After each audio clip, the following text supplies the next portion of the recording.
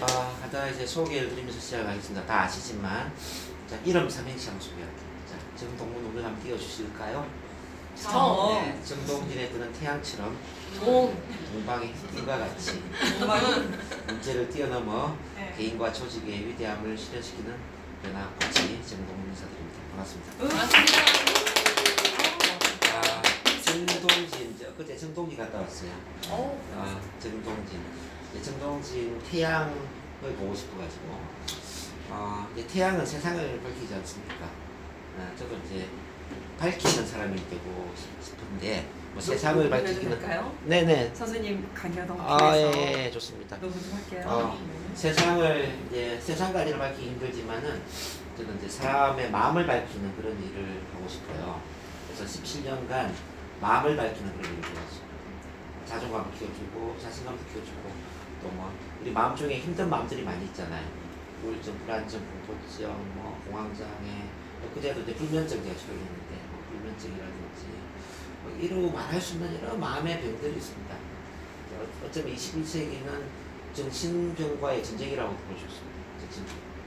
어쨌든 이제 이런 정신적인 문제들을 치료하고 긍정 에너지를 불어넣어서 마음을 갖고 환하게 채워주는 그런 태양 같은 그런 일을 좀 해야 되겠다. 그래서 이제 정동진의 그런 태양의 요소를 표현을 합니다. 그리고 이제 동방의 횃불, 이제 횃불은 너무 거창하지만은 계측가, 선구자적인 그런 어떤 이미지를 갖고 있지 않습니까? 저는 하나의 학원 개념으로 이제 NLP나 체면을 다루기보다는 계측가적인 그런 정신으로 이 대한민국 사회에 교회를 세우는 거죠. 하나의 이제 문화를 만들고자 하는 그런 미션, 사명이 있습니다. 제가 NLP를 해보니까 이 NLP는 오늘 이제 선생님 체면 때문에 오셨지만 NLP를 배워보세요. 체면은요? 체면도 합니다. 체면도 체면. NLP는 체면에 발달된 개념입니다. 체면에서 발달된 개념 NLP도 좀 뒤에 소개를 해드리겠지만, 에릭슨 체면 제가 이야기했죠. 에릭슨 체면에서 발달된 개념이 NLP가 되고 있습니다. 에릭슨 체면. 그래서 이제 NLP는 넓은 범주에서 이제 체면에 발달된 개념이면서 또 어떤 성공학, 어떤 심리학, 커뮤니케이션, 소통, 이 대한민국의 모든 변화를 이끌어낼 수 있는 그 중심에 저는 NLP가 있다고 생각해요. 네. 근데 NLP 사람도 잘 몰라요. 이 NLP를 대한민국의 문화로 만들 수 있다면은 저는 대한민국의 정신 문화를 엄청나게 발전시킬 수 있다고 보거든요. 그리고 이제 항상 나라가 힘들 때, 국가가 위기에 처할 때 교육이 가장 중요하지 않습니까? 그러니까 이제 일제시대 때도 일본에 침략을 받았을 때, 일본에 의해서 이 침략을 받을 때 우리 도산 안상호 선생님이 가장 먼저 했던 게 뭐냐면 교육, 도산 선언을 세워나요. 어쨌든 이제 학교를 세우면서 이렇게 교육으로서 이제 민족의 보호를 시작했던 거죠. 대한민국이 성장하려면 교육이 아주 중요하죠. 초, 중, 고등학교, 대학교의 제도권 교육도 중요하지만은 특히 사회적인 교육, 사회적인 교육, 평생 교육 이런 것들이 굉장히 중요한데 그 중심에 NLP가 뿌리 내릴 수 있다면은 정말 대한민국 국민들이 성장을 하지 않을까 그런 생각을 해보고요. 그런 NLP를 전파하는 횃불 같은 그런 존재의 삶을 보고 싶다. 이게 두 번째 저의 미션이고요. 세 번째는 이제 문제를 뛰어넘어 개인의 위대함을 실현시킨다 제가 말씀드렸는데, 제가 또 이게 치료나 변화 작업을 해보니까 문제는 해결하는 것보다도 더 중요한 게 문제를 뛰어넘는 겁니다. 뛰어넘어서 문제보다는 더 높은 이상, 쉽게 말하면 비전이나 사명이나 꿈이나 목표나 또 내가 갖고 있는 어떤 잠재 능력이나 이런 걸 발휘하는 쪽에 에너지를 집중을 해야 된다는 거죠. 대부분 사람들이 불행한 인생을 사는 이유는 뭐냐면은 이 문제에 집착된 인생을 삽니다. 집착. 그러니까 뭐 과거에 쉽게 말하면 집착돼 있는 거죠. 과거에 힘들었던 사건, 경험, 현재 힘든 상황, 또 과거에 나한테 피해를 준 어떤 대상들, 이런 부정적인 것에 집착이 되어 있다는 거죠. 그러니까 문제라는 우물에 갇혀서 문제라는 우물에 갇혀진 그 개구리 같은 삶을 살고 있는 거죠. 우리가 할 일은 뭐냐면 그 문제에서 벗어나게 만드는 거예요. 문제라는 우물 속에서 문제를 바라볼 게 아니라 우물 밖에 나와서 전체 큰 세상 속에 문제를 대수롭지 않게 바라보는 마음을 만들어주는 거죠. 어떤 사람은 문제가 있거든요. 이 세상에 문제가 없는 사람이 뭐가 있겠습니까? 그렇죠? 자, 모든 사람은 문제가 있다면은 그런 문제를 없애는 데 초점을 맞추기보다는 문제를 뛰어넘어서 더 넓은 세상을 바라볼 수 있는 그 어떤 위대함, 위대함을 실현하는 것이 정확한 변화가 아닐까 저는 그렇게 생각합니다. 그래서 제 모토는 뭐냐면요, 문제를 뛰어넘어 위대함. 인간은 누구나 위대한 존재라고 저는 생각합니다. 저만 그런 생각하는 게 아니라 종교적으로 보더라도 모든 인간은 하나님과 똑같은 모습으로 창조되었고 하나님이 갖고 있는 모든 창조 능력을 갖고 있다 이런 이야기를 하잖아요. 그죠? 자, 이렇게 이제 인간은 위대한 존재임에도 불구하고 그 위대함을 실현하지 못하고 평범함이 안중하면서 살잖아요. 그래서 우리가 할 일은 내 안에 잠들어 있는 그 위대한 의인을 깨우는 거죠. 뿐만 아니라 우리가 만나는 주변 사람들, 가족, 친지, 친구, 고객, 자, 이런 주변 사람들한테 그 문제를 뛰어넘는 위대함을 실현할 수 있는 삶을 살 수 있도록 도와주는 거죠. 그럼 정말 인생이 멋지지 않겠습니까? 네, 이렇게 저는 이제 정동길의 태양처럼 동방 햇불처럼 그리고 이제 이 문제를 뛰어넘어 위대함을 실현시키는 변화코치로서 이제 이 에너지를 만나는 게 너무 행복하고 너무 감사하다고 생각합니다. 오늘 또 특히 먼 우리 대전에서 오셔서 이렇게 에너지를 또 알게 되니까 얼마나 더 기쁜가 그런 생각이 들고, 우리 또 김혜자 선생님은 사회적으로 굉장히 명망이 있는 상당히 나중에 소개를 이제 하시면 아시겠지만 대단한 분이에요. 그럼에도 불구하고 또 이렇게 겸손한 자세로 배움의 요즘을 가지고 오셨다는 또 감사하게 생각합니다. 그럼 변화를 어떻게 할 것인가? 그래서 제가 17년간의 경험을 좀 나눠드리면은, 변화의 첫 번째는 이제 이 참만남이 참 중요하다는 생각을 합니다. 자, 결론적으로 인간에게 가장 큰 힘을 주는 힘이 뭐냐? 바로 사람이라고 했어요. 사람은 저는 만남으로 자란다고 생각합니다. 같이 한번 따라해볼까요? 자, 사람은 만남으로 자란다. 어떤 사람을 만나느냐에 따라서 위대한 인생을 살 수도 있고, 어떤 사람을 만나느냐에 따라서 인생이 아주 망가지고 황폐해지기도 하죠. 하버드 대생의 그 어떤 100명이 성공한 사람 연구를 해봤거든요. 하버드 대 출신의 200명은 어떤 공통점이 있을까 보니까요, 만 18세 이전에 자기가 있는 그대로 수용해주고 인정해주고, 너는 그러면 정말 괜찮은 인생을 살겠다, 정말 이 세상에 위대한 빛과 소금 같은 존재가 될 것이다 라고 이렇게 진심으로 기대를 해주었던 그런 한 명 이상의 멘토가 있었다는 거죠. 그리고 또 이제 이 세상에 그 가장 큰 범죄자들이지 않습니까? 이 범죄자들의 공통점이 뭐가 또 생각이 났어요. 그렇다면 여러분들 기억할지 모르지만은 1996년도에 막 부자들은 무조건 죽이고 심지어 그 사람 인육까지도 막 먹었던 그 지존파라고 기억이 났습니다. 이 지존파의 두목에 해당되는 사람을 이제 연구를 해보니까 왜 이 지존파가 되었을까? 왜 사람을 이유도 없이 죽이는 살인마가 되었을까 보니까요, 이것 또한 이제 사람의 문제였어요. 자, 이 지존파 두목은 굉장히 가난한 집안에 아주 힘들게 이제 학교를 다니고 있었죠. 그 당시에는 이제 학교에 가면 육성회비라는 게 있었어요. 육성회비. 초등학교 3학년 시절에 육성회비를 절대 못 내니까 그 담임선생님이 공개적으로 엄청나게 망치를 주면서 부진함을 한 거죠.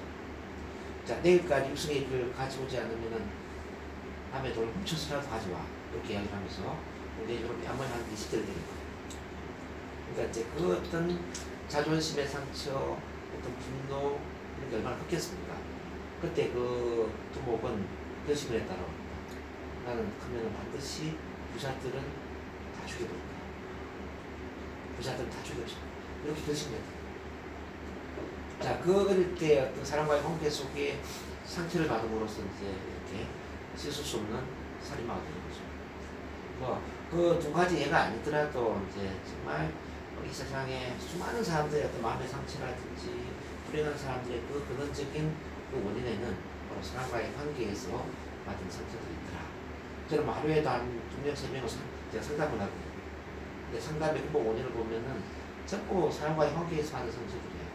아버지한테 맞았던 기억들, 엄마 아버지의 이혼, 학교 선생님한테 부지런 들었던 거, 온갖 그 관계에서 오는 상처들, 이런 상처들이 크다는 거죠. 그래서 제가 참만남을 강조하는 이유는 뭐냐면은, 인간관계에서 받은 상처는 인간관계로 치유를 해야 되지 않겠습니까? 그렇지 않습니까? 자, 사랑을 받지 못해서 마음의 상처를 받은 사람은 사랑을 받아야 돼요. 그래서 사람이 가장 큰 치유제다 이렇게 생각합니다. 자, 사람이 사랑이 가장 큰 치유제다. 가장 큰 치유제다. 그래서 아무리 좋은 도구를 갖고 있어도 사랑이 넘치는, 사랑이 충만한 어떤 사람을 만나지 못하면 그 사람은 치유가 될 수가 없습니다. 자, 이 사랑받고 싶은 욕구는 어느 정도 강하냐면요, 우리가 숨을 물에 빠졌을 때 가장 원하는 게 뭘까요? 숨 쉬고 싶은 욕구죠. 그죠? 이 숨을 못 쉴 때에 뭐 어떤 올바른 진리나 올바른 원칙이나 이런 것도 통하지 않는 것처럼 우리가 심리적으로 숨을 못 쉬는 어떤 사람도 올바른 행동을 할 수가 없어요. 그래서 사랑받지 못하는 마음은 숨을 쉬지 못하는 것과 같다. 그래서 이 사랑받고 싶은 욕구를 심리적 산소를 제공받고 싶은 욕구다 이렇게 이야기합니다. 그래서 아무리 악한 사람도 충분한 사랑을 주잖아요. 그러면 아주 얌전해진다는 거죠. 아무리 큰 범죄자들, 살인자들, 도둑질 하는 사람들 충분한 사랑을 주면 다 얌전해진다는 거죠. 근데 아무리 착한 사람도 있잖아요. 어느 순간에 사랑을 빼앗아 버리잖아요. 비난하고 무시하고 질타하고 그 사람을 문제 있는 사람으로 매도하잖아요. 그러면 악한 사람이 되는 거죠. 그래서 사랑이 부족하면 사람은 악한 쪽으로 가고요. 사랑이 충만하면 선한 쪽으로 가더라고요. 그럼 이제 이 첫 만남은 뭐냐면 이렇게 사랑을 충만하게 만드는 환경인데 쉽게 보면 이렇게 이해를 하십니다. 아기가 기저귀에 똥 싸고 오줌을 쌌을 때 그 아기를 온전히 받아주고 사랑해주는 우리 엄마의 마음이 기억나시나요? 예, 그 엄마들의 환경이 바로 첫 만남이 되는 거죠. 그래서 첫 만남 세 가지로 이제 전개가 되는데, 첫 번째는 평가 판단 없이 있는 그대로 수용 존중하는 거예요. 자, 그래서 우리가 이제 오늘 모였지만은 서로 평가하지 말게요. 자, 평가하지 말자. 평가하지 말자. 판단하지 말자. 판단하지 말자. 있는 그대로 수용 존중하자. 있는 그대로 수용 존중하자. 예, 서로 있는 그대로 수용 존중해요. 사람들이 처음부터 자기 마음을 열지 않아요. 오늘도 제가 소개를 시키니까 간단하게 그냥 지나가듯이 소개가 끝나버리잖아요. 근데 우리가 아마 다음 주에 만나거나 그 다음 주에 만나면 할 이야기가 많아질 거예요. 첫 만나면서 왜 이렇게 우리가 마음을 감출까요? 있는 그대로 이야기를 못하고 형식적으로 필요한 이야기만 하고 지나갈까지가 바로 내가 있는 그대로 나를 온전히 개방했을 때 저 사람들이 나를 어떻게 생각할까? 나를 받아주지 않으면 어떡하지? 나를 부정적으로 보면 어떡하지? 이런 마음의 부담이 있지 않습니까? 그래서 우리 마음 안에는 두 가지가 존재하는데요. 이 진아라는 개념하고 가아라는 개념이 존재합니다. 진아와 가. 진아는 본성 그대로의 모습을 진아라고 하고, 가아는 각색을 하고 포장을 하고 이미지 관리를 하는 모습을 가아라고 얘기해요. 자, 아기는 태어나면서 이제 진아를 표출하기 시작하죠. 진아. 엄마 아빠 앞에서는 두려움도 없고 해서는 안 되는 일도 몰라요. 그래서 엄마 아빠 앞에서는 기저귀에 똥을 싸도 당당한 게 아기죠. 그렇지 않습니까? 이렇게 이제 진아를 있는 것에 표현하는데, 문제는 어느 시점이 지나면은 자기 진아를 감추기 시작해요. 가를 각색시킨다. 왜냐하면 있는 그대로 나를 표현하니까 어느 순간부터 엄마 아빠가 나를 사랑해주지 않는 거예요. 말썽을 부리니까 부지런을 하고 바지에 오줌 싸니까 부지런을 하더라는 거죠. 그렇지 않습니까? 그래서 나는 사랑받고 싶은데 왜 엄마 아빠가 나를 사랑해주지 않지? 난 온전히 사랑받기 위해서 어떻게 해야 되지? 엄마 아빠가 원하는 행동을 하면 사랑을 받는구나. 그래서 이제 부모가 원하는 행동에 의해서 흔들리기 시작하는데, 그게 바로 이제 가의 모습으로 표현이 되는 거죠. 사랑받기 위해서 부모가 원하는 행동을 하기 시작하는데, 나중에 어른이 되면은 부모만 원하는 행동이 아니라 주변 사람들이 원하는 행동을 하기 시작하죠. 그러면서 주변 사람들이 싫어할 수 있는 행동들을 감추기 시작하죠. 그 감춘 부분들이 이제 지나가는데, 바로 이게 이제 희노애락에 관련된 거죠. 희노애락. 자, 아기는 기쁨과 슬픔, 즐거움과 고통, 분노, 모든 감정들을 있는 걸 다 표출하고 살아야 되거든요. 근데 충분히 표출을 못하고 자라게 되면은 억압이 되죠.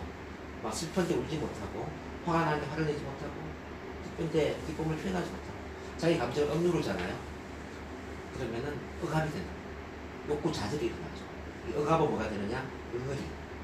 응어리가 되고, 응어리는 한이 되고, 한은 화병이 되는 거죠.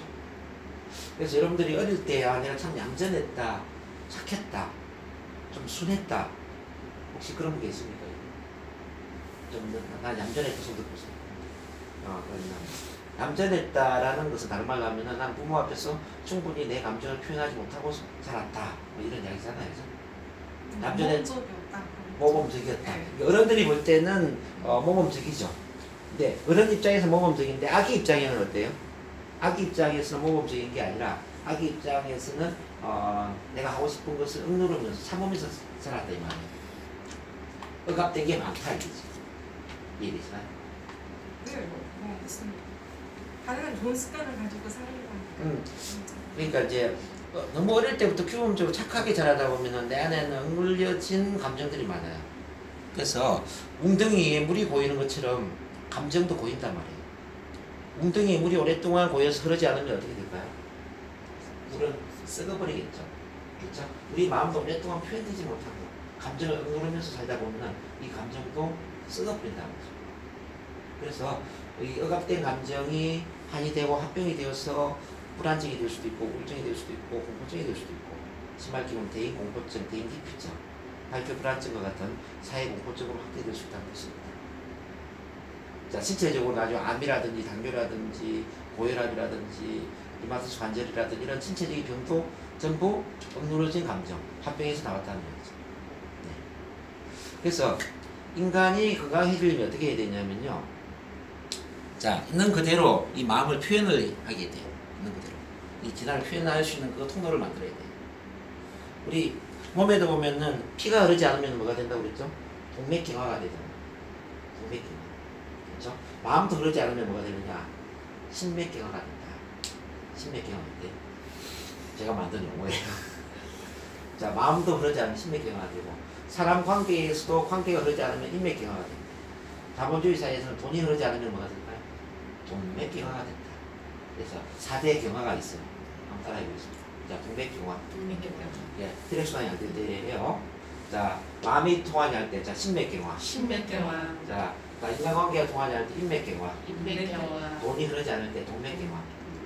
이 네 가지 경화를 조심해야 된다. 지금 제가 말씀드리는 요거는 바로 신맥경화. 신맥경화를 없애야 된다. 그렇기 위해서 이제 우리가 있는 그대로 우리 자신을 표현할 수 있는 통로를 만들어야 되는데 그게 첫 번째, 자, 평가 판단 없이 있는 그대로 수용 존중할 수 있는 그런 편안한 환경을 만들어주자. 이게 이제 1번이에요. 두 번째는 뭐냐면 공감. 따라서 공감.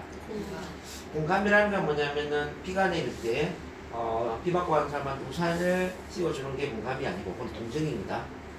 자, 같이 비를 맞고 걸어가면서 비 맞는 사람이 얼마나 힘들까, 그 힘든 심정을 같이 느끼는 것이 공감이다.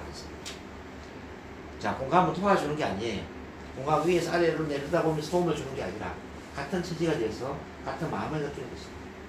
그래서 같이 마음을 알아주고 편들어주고 지지해주고 그 뭐 마음을 동등한 수준에서 같이 함께 해주는 거죠. 그렇다고 해서 내 생각을 포기하는 건 아니에요. 내 생각도 있지만 상대방 생각이 나랑 다를 수도 있지만 그렇지만 상대방 입장에서 충분히 공감을 하는 거죠. 마치 내 안경을 벗고 상대방 안경을 끼고 세상을 보는 것처럼 내 신발을 벗고 상대방 신발을 신고 걸어가는 것처럼 완전히 상대방 입장이 되어서 그 마음을 알아줍니다. 자, 심리학계에서는 이렇게 이야기를 합니다. 이 세상에 단 한 명이라도 나를 100% 공감하는 사람이 있다면 우리 마음의 문제 중에 90% 이상의 문제는 해결될 수 있다. 네, 실제 우리가 인생을 살아가면서 이 한 명 이상의 공감하는 사람을 만나지 못하기 때문에 내 마음이 힘들고 치유가 안 되는 거예요. 그렇지 않습니까? 뭐 우울증, 뭐 대인 공포증, 대인 기피증, 뭐 불안증, 이게 근본 원인이 다 뭘까요? 그러니까 이 세상에 나를 아는 사람이 없다는 이야기지 않습니까? 부부관계는 왜 우리가 부부 싸움을 하고 그럴까요? 상대방이 내 마음을 모른다는 이야기잖아요. 네? 시기, 질투, 뭐 바가지, 잔소리 다 뭐예요? 상대방이 내 마음을 알아주지 못한다는 거예요. 그래서 대부분의 인간관계 갈등들 보면은 제발 내 마음을 알아주세요 라는 그 마음에 아우성을 치는 과정이다 이렇게 볼 수가 있어요. 그래서 시기 질투를 하는 사람, 잔소리 바가지를 넣는 사람, 화를 내는 사람, 이런 사람들에게 정말 진정으로 그 사람 입장에 대해서 그 사람 마음의 공감을 할 수 있다면 그 사람의 문제는 해결될 수 있겠죠. 심지어 살인자조차도 그 살인을 하고 싶은 그 살인 동기를 공감해주고 그 사람 편이 되어서 그 사람 안에 사랑을 넣어줄 수 있다면 살인을 멈출 수가 있다는 거죠. 그만큼 이제 그 사랑받고 싶고 공감 인정을 받고 싶은 그 인간의 욕구는 앞서 제가 말씀드렸지만은 정말 숨쉬고 싶은 그 욕구 정도로 강한 욕구라고 해요. 그래서 그 숨을 쉬게끔 우리가 물에 빠진 사람 건져줬을 때 그때 정상적인 기능을 하는 거죠. 우리 마음에도 충분한 산소를 제공을 해서 공감을 해주지 않습니까? 그러면 정상적인 기능을 할 수 있는 거죠. 그만큼 이제 이 공감이 참 중요해요. 그래서 두 번째 이제 공감을 하셔야 되고, 세 번째는 뭐냐면요, 우리가 있는 그대로 자아 개방을 할 필요가 있다. 자아 개방, 자아 개방입니다. 자아개방. 자아 개방이라는 것은 안에 있는 이 진화를 있는 그대로 표현하는 걸 자아 개방이라고 해요. 비록 좀 불편하지만 나의 불편한 이야기를 할 수 있는 거죠. 자, 힘들고 창피스럽고 수치스럽고 내가 감추고 싶은 그런 과거의 비밀들이 많이 있을 수 있지 않습니까? 그렇지만 그 과거에 힘들었던 비밀들을 사람들 앞에 이야기를 하는 거죠. 아무한테나 하면 안 되죠. 누구한테 해야 돼요? 나를 받아주는 사람.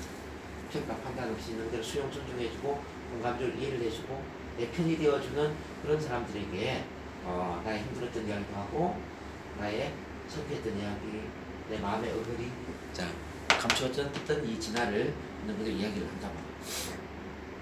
이렇게 인간은 자기를 100% 누군가에게 개방을 했을 때 그 100%를 누군가가 받아주지 않습니까? 그러면은 대부분의 심리적인 문제가 해결되고 그때부터 비로소 자기 본의의 삶을 살 수 있다라고 합니다.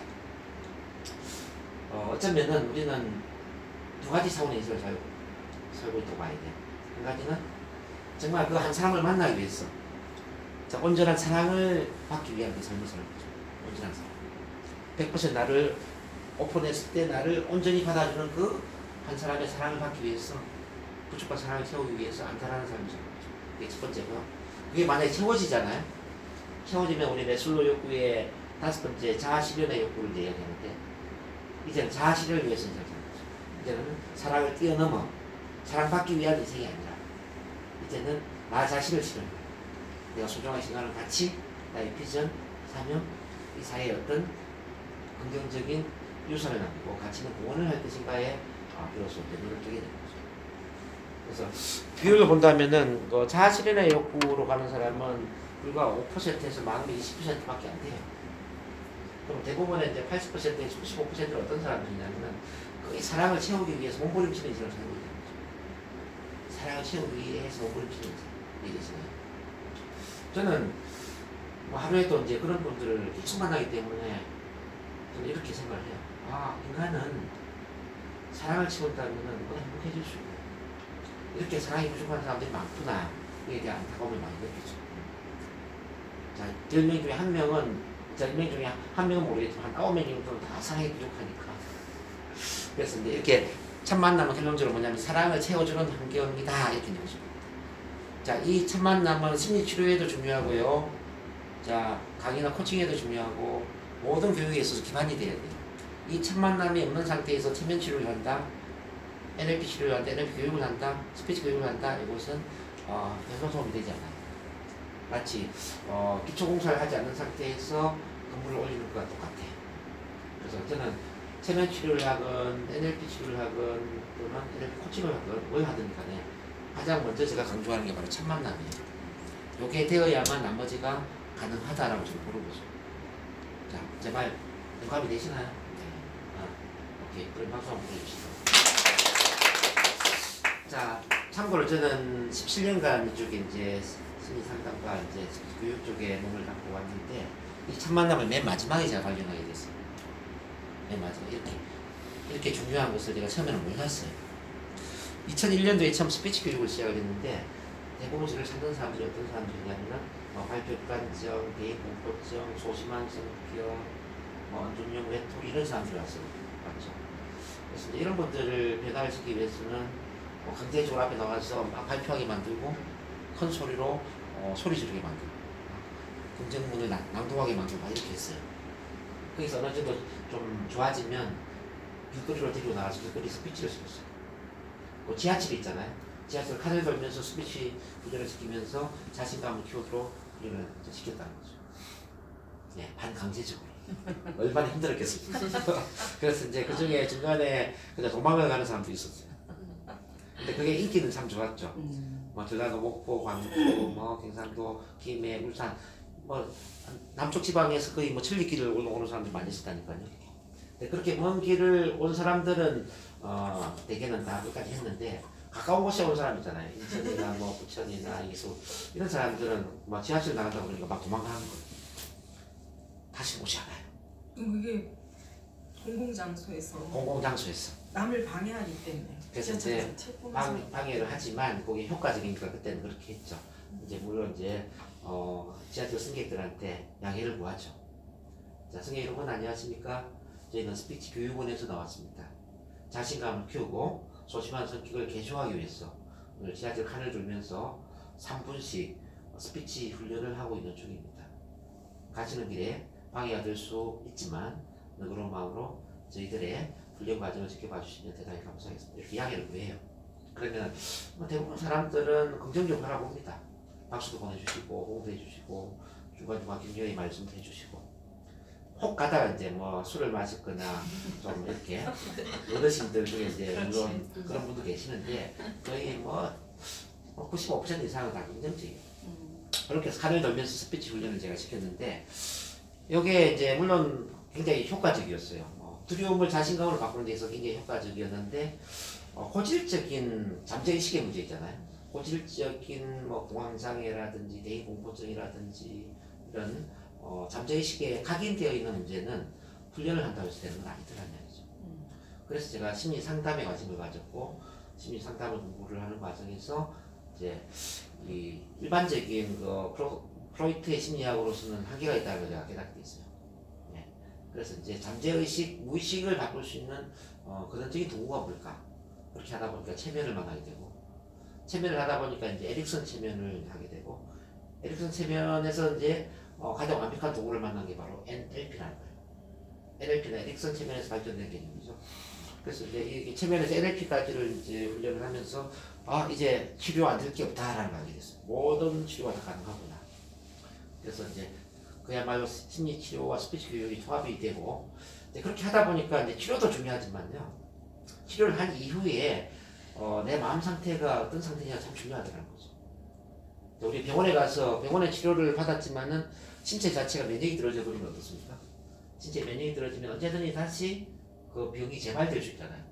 예를 들어서 암에 걸렸다. 암 수술을 해서 암 치료가 되었다고 가정할게요. 그렇지만 여전히 신체 면역은 떨어져 있다면 어떻게 될까요? 다시 암세포에 의해서 침입을 받을 것이고 암이 재발될 수 있다는 얘기입니다. 그래서 암을 치료하는 것도 중요하지만 암에 걸리지 않을 신체 면역을 키우는 게 중요한 것처럼 우리 마음도 그렇다는 거죠. 발표 불안증이나 우울증이나 대인공포증이나 이런 고질적인 정신적인 문제를 치료하는 것도 중요하지만 그런 병에 다시 걸리지 않을 내 마음을 만드는 거예요. 이게 뭘까를 보니까요. 바로 마음 능력, 자존감입니다. 자존감. 자, 이 자존감을 키우는 것은 치료와는 또 다른 차원이었어요. 단지 치료를 해서 자존감을 키우십니다. 자존감은 마치 이 커피물에 하루에 한 방울씩 깨끗한 물을 떨어뜨리는 거예요. 깨끗한 물을 하루에 한 방울씩만 떨어뜨리는데 이걸 깨끗한 물로 희석을 시켜야 된다라는 전제가 있다면 과연 얼마 동안 떨어뜨려야 될까요? 최소한 뭐 3개월, 6개월, 1년 꾸준히 떨어뜨리면 어느 순간 물이 희석이 돼서 깨끗한 물이 되겠죠. 우리 자존감도 같은 문제예요. 과거의 모든 흔적을 없애고 자존감을 새롭게 프로그래밍 한다면 참 좋겠지만 우리 과거를 다 없앨 수가 없어요.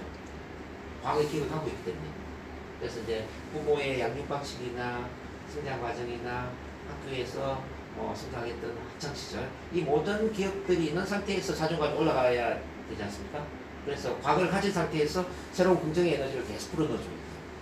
오늘 그 훈련도 같이 한번 해보겠지만은 그래서 감사일기를 쓴다든지 긍정적인 자기 대화를 한다든지 또는 체면 NLP, 시각화 이미지 트레이닝을 한다든지 목표를 설정한다, 사람들 사이에 칭찬을 받고 인정을 받는 또 칭찬 세례를 받는다 이런 여러 이제 방법을 반복적으로 훈련하면서 자존감이 올라간다. 그래서 자존감을 올리는 이 훈련을 위해서 저는 또 여러 가지를 제가 또 공부를 하게 됩니다. 자, 성공학 책 중에 제가 안 읽은 책이 없어요. 그래서 브라이언 트레이시, 앤시 라빈스, 스티븐 코피, 사람을 성공적으로 만들어주는 성공과 관련된 대부분의 책을 저는 또 이제 어떤 책은 한 권을 100권 이상 읽고 이렇게 이제 성공하게 푹 빠지게 되죠. 그리고 이제 코칭, 그러니까 코칭도 이제 라이프 코칭도 있고 뭐 비즈니스 코칭 이런 코칭이 있지 않습니까? 그 코칭도 이제 성공하고 관련이 되기 때문에 이제 어떤 코칭을 통해서 어떻게 인생을 설계를 시켜주고 있습니다. 그래서 이제 여기는 4가지가 통합되어 있는 거예요. 첫 번째는 스피치 교육. 자, 두 번째는 체면 NLP를 활용한 심리치료. 세 번째는 NLP나 성공학을 기반으로 하는 어떤 자존감 향상 훈련. 자, 그 다음에 이제 첫 만남이라고. 근데 이 성공학까지 해서 보니까 이제 대부분 다 해결됐는데 마지막 한 가지 한 5% 빠져 있는 부분들이 있었어요. 5% 빠진 부분이 뭐냐면 마음을 열지 않는 사람은 그래도 변화가 안 돼요. 자기 마음을 꽁꽁 감추고 있는 사람이 있을 수 있잖아요. 언제까지나 자기 이 진화를 감추고 있는 사람이 있을 수 있습니다. 대부분 마음을 열지만 그래도 마음을 열지 않는 사람이 있어요. 일례로 제가 4년 동안 어떤 분을 치료도 하고 훈련을 시켰는데 4년 동안 hormon이 변화가 안 되는 분이 있었어요. 저도 궁금했어요. 왜 4년이나 치료를 하고 훈련을 시켜주는데 변화가 안 되지? 근데 4년이 지난 시점에 저한테 편지를 한 통 썼어요. 그 편지를 읽어보니까 이분이 왜 변화가 안 되는지를 알 수가 있어요. 근데 정말 차마 이야기하기 힘들었던 이야기더라고요. 어떤 이야기냐면 이분은 9살 때부터 21살 때까지 정말 그 누구에게 이야기하기 힘든 그런 마음 상처를 안고 살았더라는 거죠. 쉽게 말하면은 이분은 2살 때 엄마 아버지가 이혼을 하고 아버지한테 키워지는데 그럼 아버지는 재혼을 했어요. 그럼 계모한테 키워져요. 그러면은 이제 이분이 이제 의존해야 될 분이 누구죠? 유일하게 아빠죠. 근데 아빠는 그럼에도 불구하고 딸을 그렇게 챙겨주지를 못하고요. 9살 때부터 심지어는 어떻게 하냐면은 자기 친딸을 성폭력을 합니다. 자기 친딸인데 9살 때부터 21살 때까지 자기 친딸을 그렇게 이제 성폭행을 한 거예요. 그러면서 이제 그분의 유일한 그 10대의 소원은 뭐냐면 아버지의 소나기에서 벗어나는 거예요. 이렇게 9살 때 21살까지 12년 동안이나 무려 친아버지한테 성폭행을 당하면서 그 누구에게도 말 못하고 살았는데 근데 그 이야기를 차마 이야기 못했던 거예요. 4년을 이렇게 다니면서 이야기를 못하니까 당연히 치료를 못 해줬겠죠. 그렇지 않습니까? 근데 이제 4년이 지나면서 정말 이제 우리가 이렇게 김희영 선생님이나 김단일 선생님이 이렇게 마음이 열고 친해진 상태에서 그것도 주저주저 하면서 입으로 말 못하고 편지를 써서 저한테 이제 그렇게 개방을 한 거예요. 4년 만에 이제 그분의 편지를 읽으면서 아 정말 이런 일이 있을 수 있구나. 근데 이분만 그런 게 아니라 이와 비슷한 분들이 참 많겠구나. 결국 마음을 열지 않는다면은 아무리 좋은 치료법과 좋은 변화의 도구가 있어도 무용지물이구나. 그래서 변화의 첫 번째는 마음을 열게 만드는 것이다. 그걸 제가 깨닫게 됐어요. 그래서 제가 첫 만남을 도입을 하죠. 어떤 이야기를 하든지 간에 우리가 그 사람 편을 들어주고 평가 판단 없이 그 사람 마음이 되어서 그 사람을 안아줄 수 있는 이 사랑의 환경이 주어지지 않는다면 변화는 어쩌면은 반쪽짜리가 될 수도 있다. 그래서 첫 만남을 마지막에 제가 통합을 시켜나니까 이제는 거의 완벽해졌어요. 뭐 지금도 100% 완벽하지는 않겠지만 이제는 저를 찾는 사람들이 어떤 분이든 간에 거의 대부분을 제가 치료를 하고 변화를 시킵니다. 어쨌든 이제 이렇게 돼서 이제 첫 만남이 왔다 그 말씀 제가 드리고요. 두 번째 이제 여러분들이 궁금하게 생각하는 체면 NLP 펜을 제가 어디 놔뒀지? 이것도 여기 있다. 자, 두 번째는 뭐냐면 바로 이제 체면 NLP를 활용한 심리치료. 이 심리치료가 이제 굉장히 중요한데요. 어쩌면 여러분들 이제 체면이라는 단어 때문에 오신 분도 계실 것이고 또 어떤 분은 NLP라는 단어 때문에 오신 분도 계실 겁니다. 근데 왜 체면 NLP 처음부터 이야기 안 하고 두 번째 이야기 하느냐? 그거는 이해가 되셨죠? 바로 이제 천만남이 되어야만 이게 가능하다는 거. 그럼 체면, 그 체면에 대해서 좀 이야기를 지금부터 좀 해드릴 텐데요. 우리 이한수 선생님 생각하는 체면은 어떤 것일까요?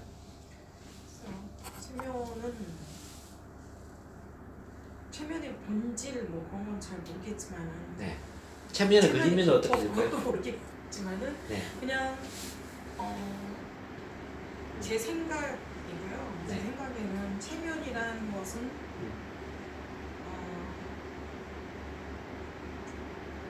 상대방에게 네. 그러니까 자기 체면도 있다 또는 상대방한테 체면을 거는 것도 있다는 네. 거거든요. 네네.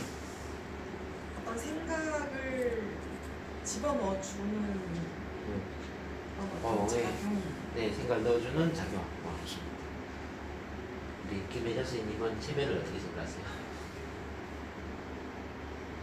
체면이요? 내가 생각하는 체면이란? 이거는 그 기법을 통해서 네. 하나의 그냥 그 기법을 통해서 무의식에 들어가게 해서 거기에서 이제 그것을 끄집어내는 작업 또 하나의 체면이라고 생각을 해요. 자, 무의식을 변화시키는 네. 어떤 동. 네, 좋습니다. 두 분은 이제 체면을 많이 했었거든요. 자, 이 체면은 이제 아마 텔레비전에서 많이 보시는 것도 있을 겁니다.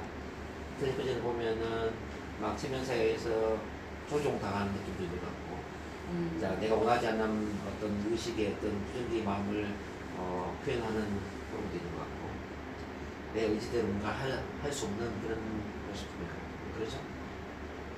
그런 것도 이제 기쁜 체면에 들어가면 그럴 수가 있습니다. 자, 그런 것도 체면의 한 일부분인데, 제가 오늘 다루는 체면은 그런 것을 포함해서 좀 강범위해요.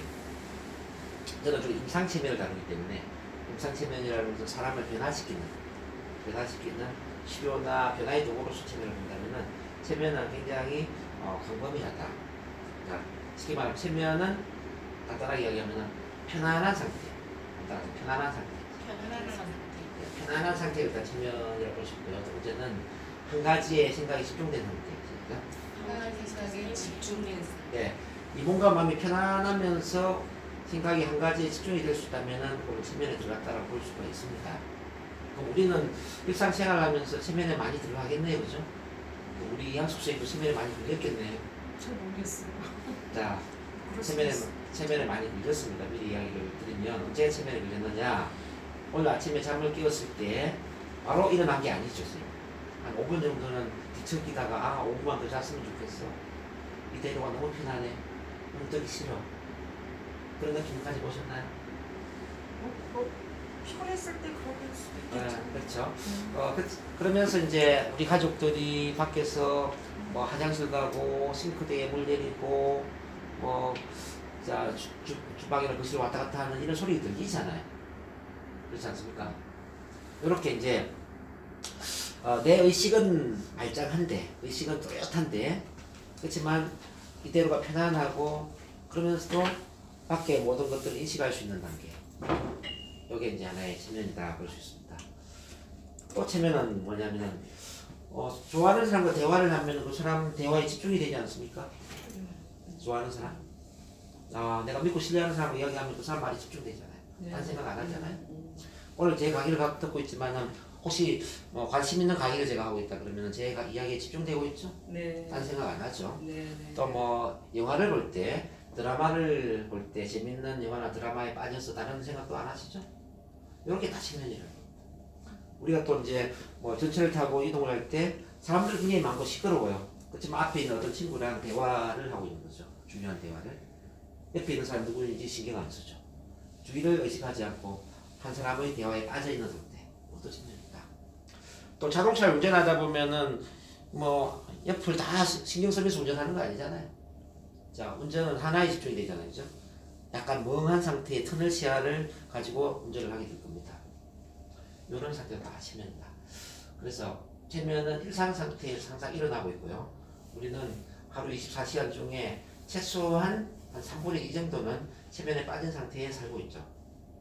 습관적인 행동 패턴은 거의 대부분 체면이라고 볼 수 있습니다. 습관적인. 그래서 습관이라든지 패턴이라든지 무의식적으로 나도 모르게 하고 있는 그 행동, 이건 다 체면적인 반응이다 이렇게 볼 수가 있습니다. 어떻게 보면은 크게 볼 때 어떤 문화라는 또 체면에 속할 수가 있고요. 국가관이라든지 또는 어떤 신념, 가치관 이런 것도 체면에 속할 수가 있습니다. 그렇다면 이제 북한 같은 경우에는 김일성 체면에 빠져 있겠네. 그렇죠? 김일성 체면에 걸려 있는 겁니다.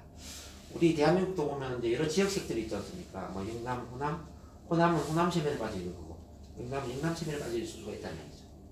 우리 또 NLP를 계속 공부하다 보면은 NLP의 긍정적인 그런 체면에 빠질 수가 있어요.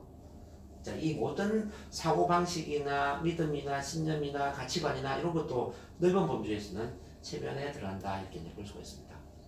그러면 이제 우리가 체면을 왜 배우고 훈련해야 되느냐? 자, 우리는 좋은 체면에도 빠져 있지만은 안 좋은 체면에도 많이 빠져 있거든요. 우울증이라는 것도 하나의 체면이고요. 불안증도 체면이고요. 과거 집착, 뭐 어떤 불면증, 공황장애. 자, 내 의지대로 내 마음대로 안 되는 어떤 그런 거 있잖아요. 이런 거 다 체면이거든요. 그럼 이 부정적인 체면에서 벗어나게 만드는 건 참 중요하겠죠. 우울증에서 벗어났으면 좋겠죠. 불면증, 공황장애 벗어나면 참 좋지 않습니까? 그래서 나쁜 체면에 걸려있는 상태에서 우리가 벗어나야 되기 때문에 체면을 배워야 된다 이거예요. 그리고 또 긍정적인 거 보세요. 뭐 꿈이라든지 비전이라든지 목표라든지 사명이라든지 공감, 사랑 이런 거 다 뭐예요? 긍정적인 체면이잖아요. 이런 거는 아재들이 참 좋잖아요. 그래서 부정적인 체면에서는 벗어나서 긍정적인 체면에 빠져드는 거예요. 그럼 우리 마음이 긍정적인 쪽으로 변화되지 않겠습니까? 이해되시나요? 네. 그래서 체면이 중요해요. 많은 사람들은 체면을 부정적으로 왜곡을 하는 경우들이 있어요. 체면에 걸리면 정신이 없고 소종을 당하고 내가 말하고 싶지 않는 걸 말해야 되고 그런 건데 텔레비전에서 체면의 아주 일부분에 드라마틱한 부분을 강조를 한 겁니다. 일반적인 체면을 보여준 게 아니라 시청자들이 흥미를 가질 수 있는 그런 드라마틱한 부분만 카메라로 촬영해서 그렇게 내보내다 보니까 그걸 보는 사람들은 체면은 좀 안 좋은 거네 이렇게 생각하는 거죠. 네, 체면은 어떻게 사용하느냐에 따라서 굉장히 유용한 도구다 이렇게 봅니다. 특히 이제 심리 치료를 하는 데 있어서 체면을 굉장히 유용한 도구라고 생각합니다.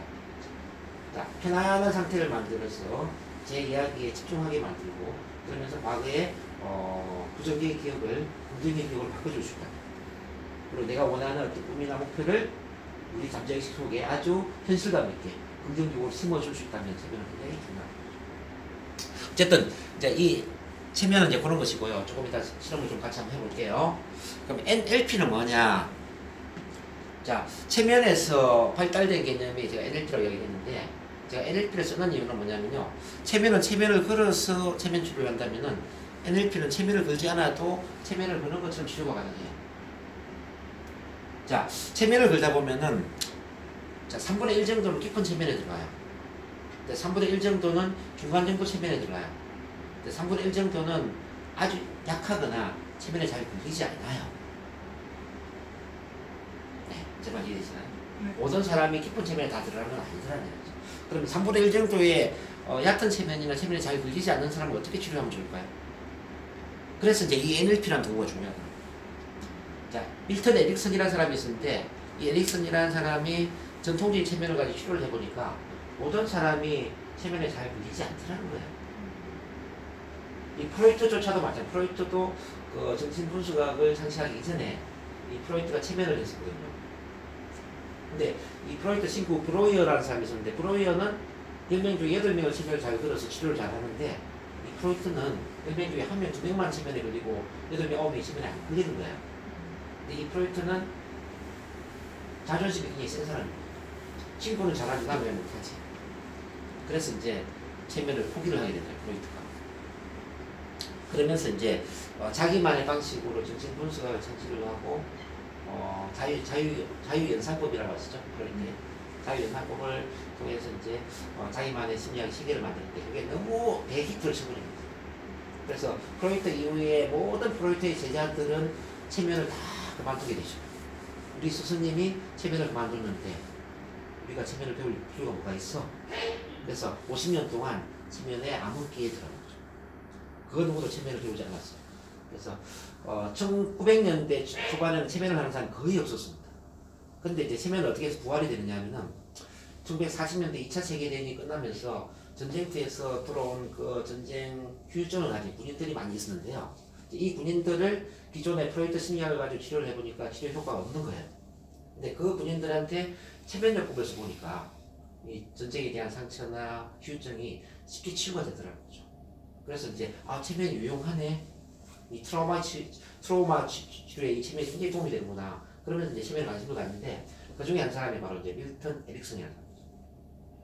밀턴 에릭슨이 전통 체면을 가지고 이제 체면을 걸어보니까 전통 체면이라는 것은 뭐 긴 쇼파에 사람을 들어눕게 만들어서 체면서가 지시하는 대로 눈을 감고 힘을 빼고 뭐 또는 어떤 그 추를 바라보거나 뭐 어떻게 그러면서 이제 지시를 받는 그런 체면이잖아요. 권위적인 체면이죠, 쉽게 말하면. 근데 그 체면을 해보니까 3분의 1은 체면이 잘 그리고 3분의 1은 중간 정도에 그리고 3분의 1은 잘 그리지 않더라는 거죠. 그래서 이제 이 에릭슨이 이 잘 그리지 않는 3분의 1을 어떻게 해야 되지 고민을 하면서 자기만의 방식대로 에릭슨 체면법을 만들어내게 되는데 쉽게 말하면 이제 대화를 해서 대화를 통해서 자연스럽게 그 내담자와 친해지면서 믿음 신뢰를 구축하고 자 마음이 편안해지게끔 자, 편안한 상태를 유도를 하면서 자연스럽게 체면을 걸지 않는 듯한 느낌을 주면서 체면에 들어가게 만드는 거예요. 자, 지시 명령하는 게 아니라 쌍방향이죠. 내담자 중심에 다른 말로 이제 대화 체면이라고 이야기합니다. 체면을 그런 느낌을 주지 않으면서 체면에 들어가게 만든다. 그러니까 이제 부담이 없겠죠. 그러면서 이제 자기만의 에릭슨 체면이라는 체계를 만들게 되고 그 에릭슨 체면을 포함해서 게슈탈트 심리치료와 가족치료 이 세 가지를 모델링하면서 만들어진 게 NLP라는 거죠. NLP 안에는 그 에릭슨 체면의 모든 체계가 다 포함이 되어 있고요. 그리고 이제 에릭슨 체면 외에 또 게슈탈트 심리치료와 가족치료의 어떤 치료법 이런 것들이 다 같이 통합이 되면서 그 외에 이제 커뮤니케이션, 뭐 소통, 뭐 성공학, 자기개발, 또 종교 영성까지 모든 게 통합된 게 NLP다 이렇게 보시면 됩니다. NLP의 N은 뭐냐? 자, 뉴로는 뭐예요? 신경이라는 뜻입니다. 그다음 L은 뭐냐면 링귀스틱. 자, 링귀스틱. 그죠, 언어학죠. P는 프로그래밍. 자, 프로그래밍은 이제 컴퓨터 용어죠. 자, 왜 이제 이 NLP라는 용어가 나오느냐면은 우리는 세상의 정보를 받아들일 때 뉴로 신경을 통해서 받아들이더라는 이야기예요. 신경. 자, 신경은 어떤 신경이냐면 오감을 통한 신경이에요. 오감. 눈, 시신경. 눈으로 보면서 어떤 그림이나 이미지를 받아들이는 거예요. 맞습니까?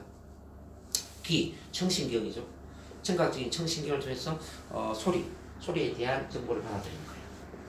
그 다음에 자, 신체 감각.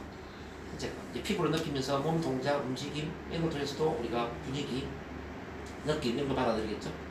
코를 통해서 뭐예요? 어떤 냄새, 입을 통해서 어떤 맛. 이런 오감이라는 그 신경을 통해서 정보를 받아들인다는 거죠. 자, 이 받아들인 정보가 우리 두뇌에 저장이 되는데, 자, 눈을 감았을 때 어떤 내부 표상, 내부 표현 방식으로 저장이 되는데, 내부 표현은 어떻게 되느냐? 자, 오감이라는 언어를 활용해서 저장이 되더라는 거죠. 지각적 이미지를 그리고, 청각적으로 소리를 듣고, 신체 감각으로 느낌을 느끼면서, 그러면서 마음속에 저장이 되는 거예요. 저장이 되는 것도 오감이라는 언어를 활용하더라는 거예요. 근데 그런 것들이 일정한 방식으로 프로그래밍이 되더라. 어떤 사람은 이미지가 칼라로 저장이 되는 사람이 있고요. 어떤 사람은 흑백으로, 어떤 사람은 동영상으로, 어떤 사람은 정지화면으로, 어떤 사람은 소리가 크게, 어떤 사람은 소리가 적게, 이 다양한 어떤 오감의 패턴으로 저장이 되는데 이렇게 이해를 한번 해보시면 돼요. 우리는 마음의 영화관의 영화 감독이다 이렇게 생각합니다.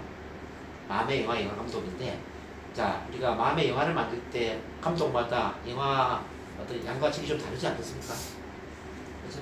어떤 사람 칼라, 어떤 사람 흑백, 어떤 사람은 뭐 무슨 영화 다르지 않겠습니까?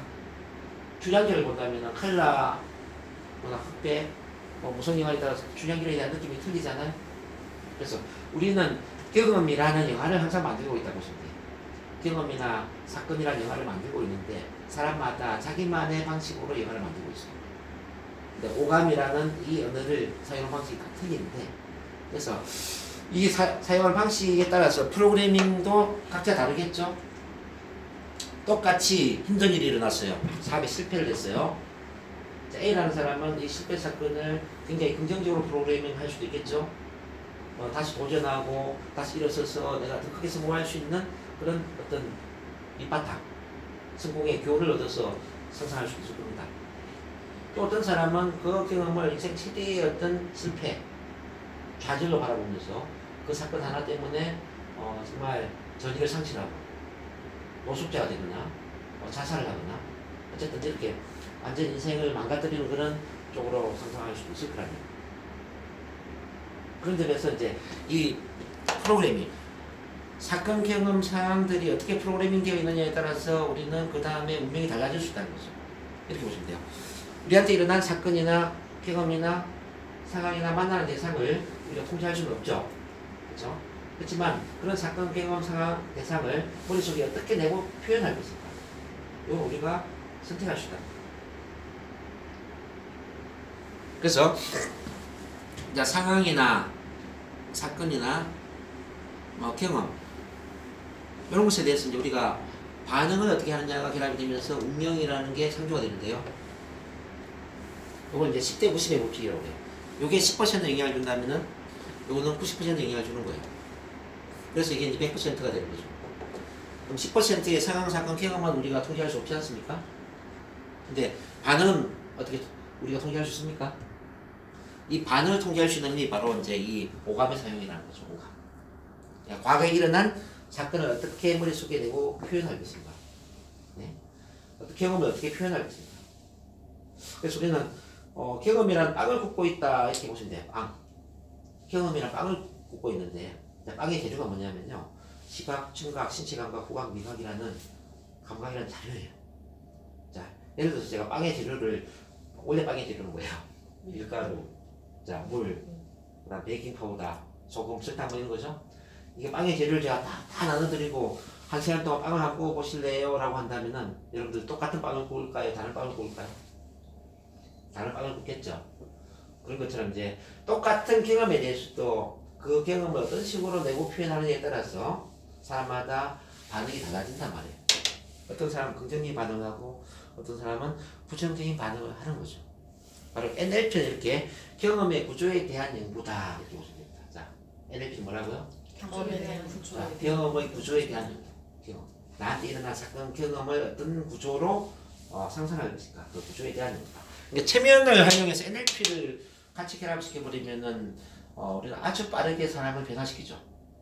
자, NLP만 해도 뭐 좋지만은 체면을 활용한다 훨씬 더 시너지 효과가 나온다. 체면 상태에서 자, 체면이 유용한 이유는 뭐냐면은 이런 거예요. 이제 다시 이제 정리한다면 NLP는 우리가 의식적으로 기억할 수 있는 사건이 있잖아요. 기억할 수 있는 사건은 NLP만 해도 다 돼요. 뭐 초등학교 5학년 때 선생님한테 맞았던 기억, 예를 들어서 뭐 대학 고등학교 3학년 때 내가 뭐 왕따 당한 기억, 뭐 대학 시험 떨어져서 내가 힘들었던 기억, 이런 건 다 기억할 수 있잖아요. 그런 거는 체면 안 걸어도 상관이 없어. NLP만 해도 상관이 없다는 이야기입니다. 근데 예를 들어서 이런 거 봐봐요. 1살, 2살 때 여러분들 기억을 할 수는 없지 않습니까? 1살, 2살. 그렇죠? 우리 무의식 속에는 있지만 의식 속에는 이미 이제 기억에서 사라져 있단 말이에요. 그리고 엄마 뱃속 안에 있을 때, 엄마 뱃속 안에 7개월, 8개월 이를 기억할 수는 없지 않습니까? 또 여기 이제 교회 다니는 분도 계시겠지만은 태어나기 이전에 엄마, 아버지 혈통상의 기억이나 혹시 또 전생 하면은 전생은 또 부정적이죠? 전생에 대한 기억을 할 수는 없지 않습니까? 자, 전생을 믿고 안 믿고 이거 중요하게 다루는 게 아니에요. 자, 믿음 유무를 떠나서 우리 무의식 속에는 전생에 대한 기억도 저장이 되어 있다 이렇게 보시면 됩니다. 미국에서도 이제 이 전생에 대한 시도를 좀 있었는데 80년대에 어떤 정신과 의사가 나는 환생을 믿지 않았다 책을 쓰면서 이게 미국 전역에 그냥 전생 시도롬이 일어난 거예요. 뭐 전생이 있다 A, 없다 B, A가 계속 논쟁을 그리고 그렇게 하다 보니까 이제 정신의학계에서 어떻게 결론내냐면은 전생 유무가 뭐 중요하냐, 우리가 증명할 수 있는 것도 아니고 따지지 말자 이거. 자, 전생이 있다 없다 따지지 말자. 대신 전생이라는 이름의 기억을 치료를 함으로써 우울증이 없어지고 불안증이 없어질 수 있다면 전생 치료는 인정을 하는 게 좋지 않겠느냐. 그래서 전생 유무를 따지지 말고 전생 치료를 인정하는 쪽으로 합의가 되고요. 전생 치료 협회가 만들어진 거예요. 그래서 여러분들 아마 종교가 맞지 않으면은 그렇게 받아들이시면 됩니다. 아, 전생이 있다 없다 이런 걸 따지 말고 그냥 우리 무의식 속에는 전생이라는 이름의 기억이 있다라는 걸 받아들이고 있다고요. 그 전생의 이름의 기억을 치료를 함으로써 치료 효과가 있다라는 거. 근데 그 전생이라는 이름의 기억은 실제 기억이건 뭐 우리가 가상적으로 만들어낸 기억이건 그 중요하지 않나요? 이해되시나요? 그냥 만들어낸 기억이라도 그 기억이 있기 때문에 내 마음이 힘들다면 그 기억의 구조를 바꿔줌으로써 마음이 편안해질 수 있단 말이에요. 그럼 전생치료가 어떤 효과인지 아시겠죠? 그래서 이제 그런 전생치료라든지 또 엊그제 제가 치료한 것 중에 빙의치료가 있었어요. 빙의. 혹시 귀신의 존재를 인정하십니까? 귀신 있다, 에이, 없다, 있다 손 들고 있어요. 예, 없다 손 들고 있어요. 없다. 이것도 그냥 들으세요. 뭐 저는 이제 치료 경험담을 이야기하는 겁니다. 자, 엊그제 치료한 분입니다. 이분은 최근 2달 동안 거의 잠을 하루에 1시간도 못 잤어요. 2달 동안. 거의 뜬 눈으로 지내요. 그 이전에도 물론 잠을 꽤 못 잤더라고. 한 5년, 6년 전부터 많이 자면 하루에 3시간, 4시간 자고 잠을 그렇게 깊이 못 자요. 이분은. 그래서 그분의 가장 큰 소원이 뭐냐면은 깊은 잠을 자는 게 유일한 소원이에요. 깊은 잠을 제발 좀 잤으면 좋겠다. 그래서 최근에는 뭐 특히 스트레스 받는 일이 좀 있어가지고 한 2달 전부터 잠을 아예 못 잤다네. 아예 잠을 못 자는 얼마나 힘들겠어. 그래서 이분이 이제 저한테 와서 치료를 받는데 우리는 이제 치매를 걸면은 이제 이 손가락과 대화를 하거든요. 불면의 원인이 외부적인 에너지의 원인이라는 손가락 치고 보내주세요. 손가락이 움직이는 거예요. 외부적인 에너지라는 것은 다른 영적인 존재가 침투했다 이 말이에요. 근데 외부적인 에너지가 들어왔다는 거예요. 자, 그 에너지가 가족과 관계가 있다면은 손가락 치고 보내주세요. 손가락이 움직였어요.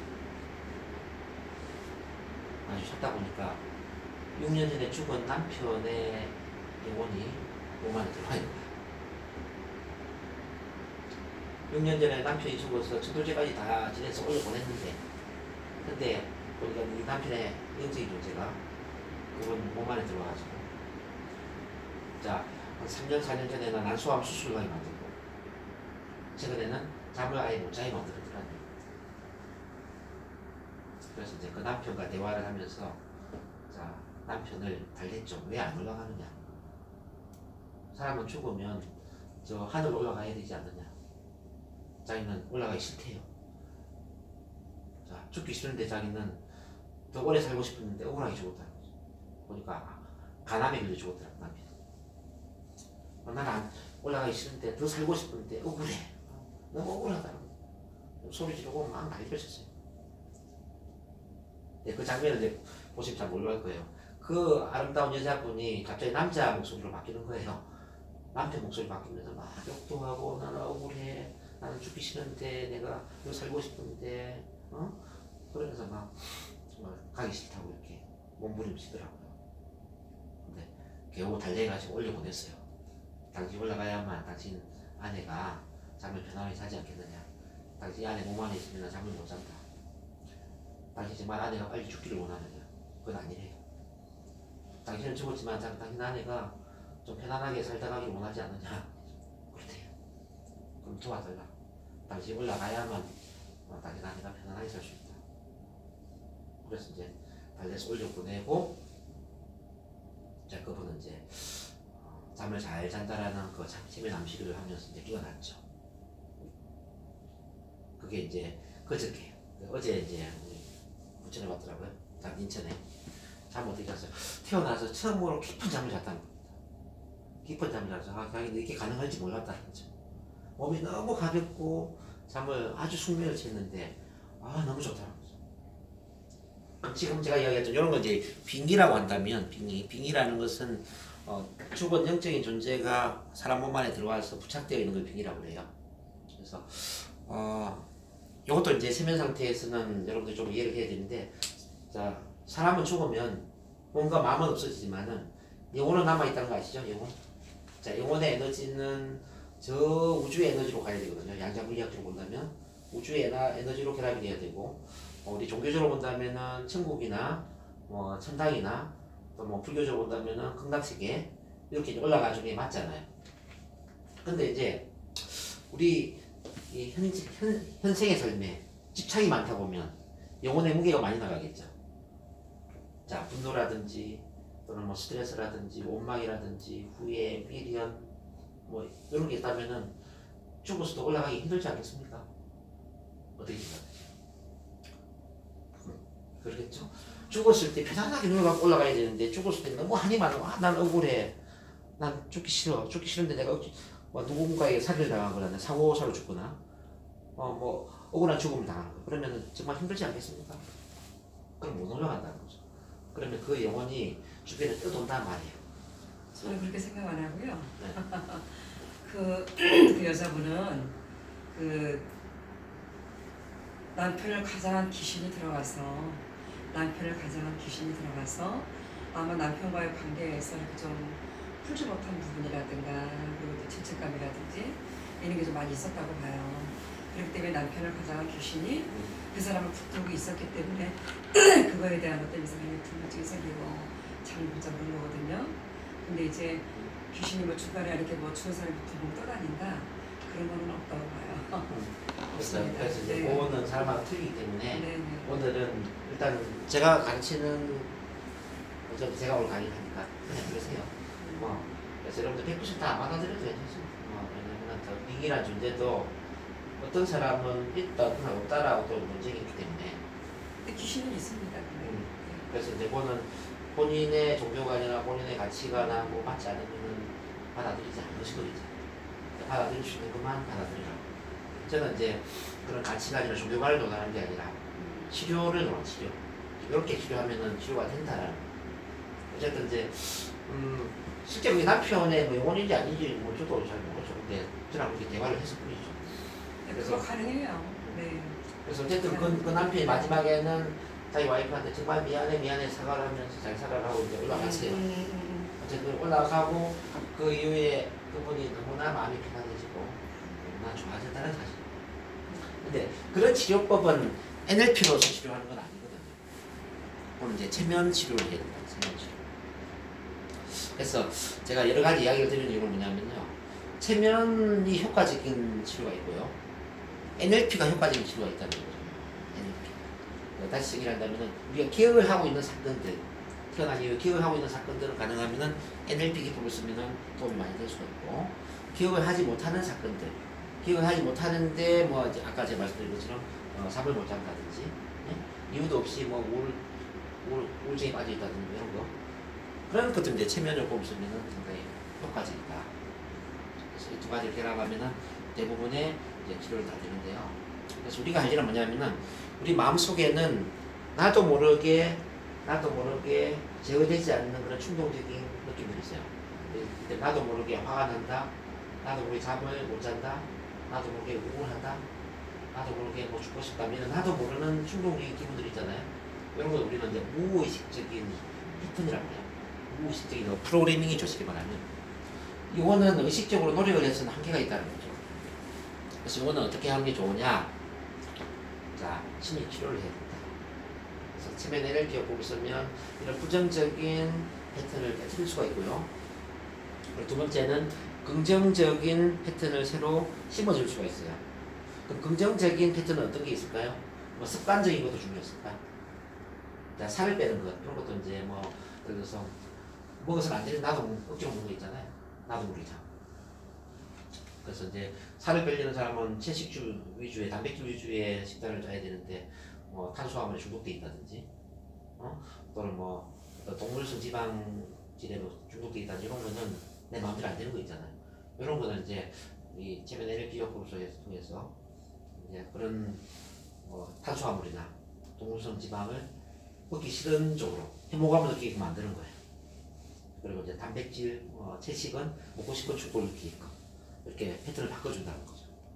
이렇게 이제 습관적인 패턴을 바꿔줌으로써 살을 빼게도 할 수가 있고, 그리고 이제 운동을 해야 되는데 운동을 하기 싫어서 안 하는 사람들 있잖아요. 하기 싫은 운동을 하고 싶은 느낌이 들게끔 만들 수도 있어요. 학생들 같은 경우에 공부를 해야 되는데 공부하기 싫잖아요. 공부하는 게 재미있는 느낌 들게끔 만들 수도 있어요. 뭐 이런 습관 교정. 그리고 이제 꿈 목표 여러분들 꿈 목표는 있는데 그 꿈 목표를 이루기 위해서 행동하는 게 쉽지 않지 않습니까? 그런 것들 이제 실천하는 게 쉬워지게끔 만들 수도 있다. 그런 것들이 다 프로그래밍이죠. 그래서 실패 프로그램을 삭제하고 성공 프로그램을 새롭게 설정해 줍니다. 자, 한번 따라하겠습니다. 자, 실패 프로그램을 실패 프로그램을 삭제하고 삭제하고 성공 프로그램을 성공 프로그램을 설정한다. 설정한다. 그렇게 하시겠습니까? 네. 오케이.